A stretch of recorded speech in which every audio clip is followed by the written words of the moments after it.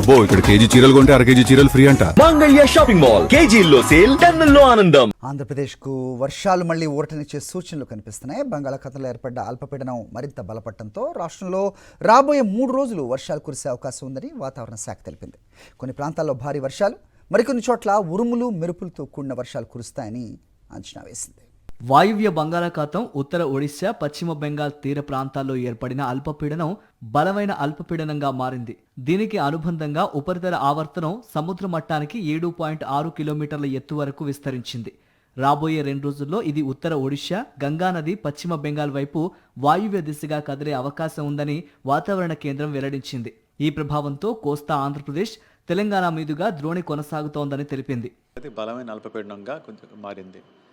Okay, అది మనకి ప్రస్తుతానికి అది వాయువ్య బంగాళాఖాతం మరియు దానికి ఆనుకుని ఉన్న ఒడిశా మరియు పశ్చిమ బెంగాల్ తీరాలకి ఆనుకుని ఉంది.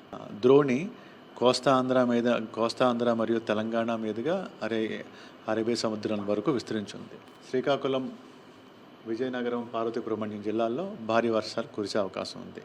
ఈ వాతావరణ పరిస్థితుల ప్రభావంతో ఉత్తర కోస్తా ఆంధ్రప్రదేశ్ యానంలో 1-2 చోట్ల భారీ వర్షాలు, పలు ప్రాంతాల్లో తేలికపాటి నుంచి మోస్తరు వర్షాలు, ఉరుములు మెరుపులతో కూడిన జల్లులు పడే అవకాశం ఉంది.